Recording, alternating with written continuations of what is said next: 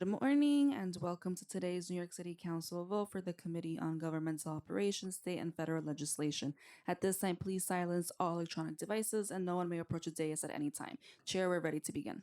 Thank you. I'm Gail Brewer, Chair of the Committee on Government Operations, State and Federal Legislation. I would like to welcome my council colleagues who have joined us here today, Councilmembers Dinowitz, Wilson, and Morano. Today, we are voting on Deputy Speaker Williams's bill, proposed pre-considered intro, which would increase the compensation of the mayor, the public advocate, the members of the city council, the borough presidents, the controller, and district attorneys, although they have a slightly different way of doing it.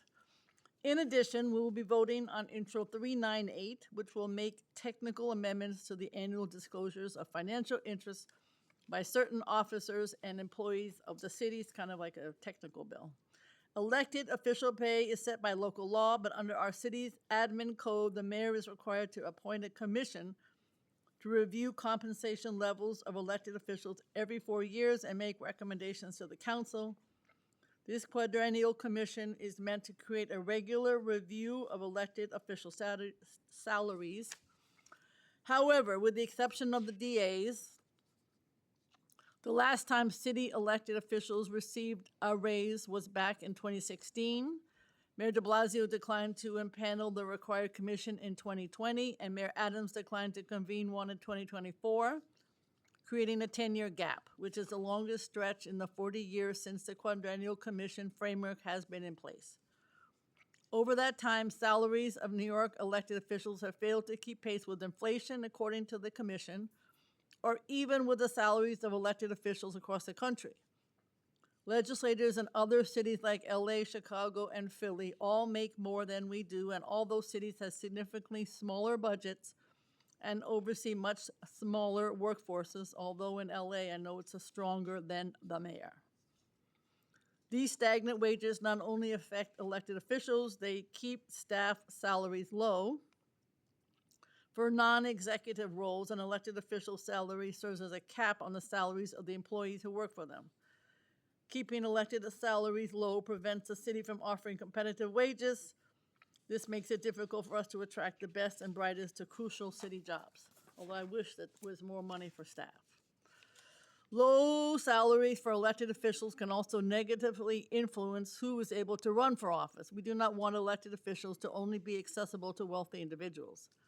Being an elected official in New York is a challenging and demanding 24/7 job, and elected officials deserve to be fairly compensated. We should be able to support ourselves and our families on our salary.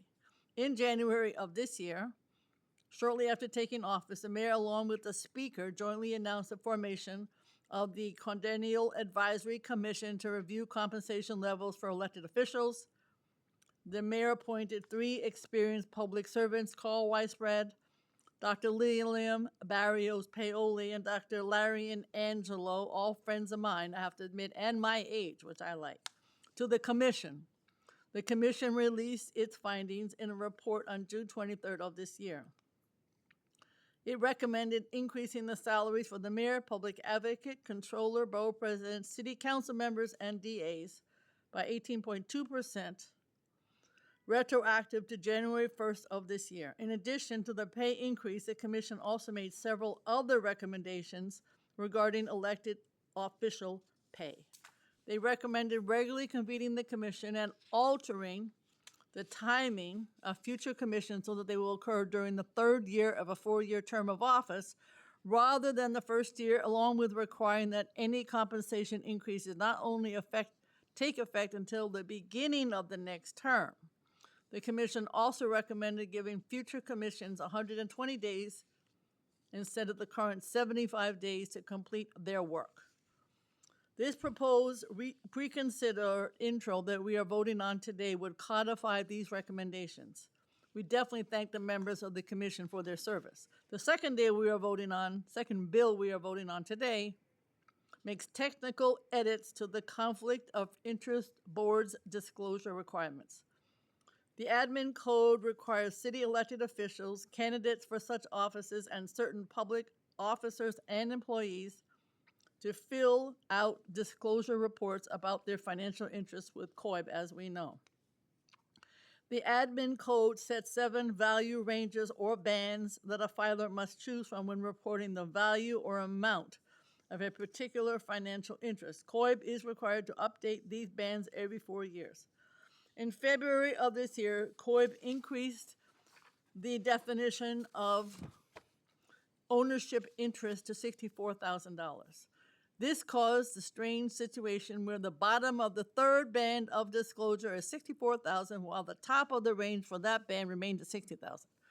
This bill will fix this incongruity by resetting the ranges of some of the bands. The bill we are voting on today will only change which band an officer or employer discloses in. It does not change the number of people who must disclose, nor does it affect which people must disclose. I want to thank the following council members, council staff for their work. Certainly from this committee, Jahari Frazier, Eric Cohen, and Singa Hamid, and for my staff, Shula Puder and Cynthia Honig, and I want to thank everybody else. And now I'll turn it over to the clerk to call the roll. Oh, and Councilmember Wang is on Zoom. Thank you. So, Councilmember Stevens is here too. Mr. Martin, we're ready for you.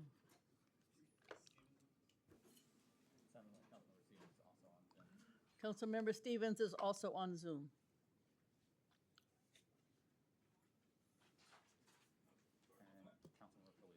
And Councilmember Felice has just arrived in time for the vote. Thank you, Madam Chair. William Martin, Committee Clerk, roll call vote. Items are coupled. Chair Brewer. Yes. Dinowitz. Yes. Felice. Aye, thank you. Stevens. I don't know. Thank you, Councilmember. Zhuang.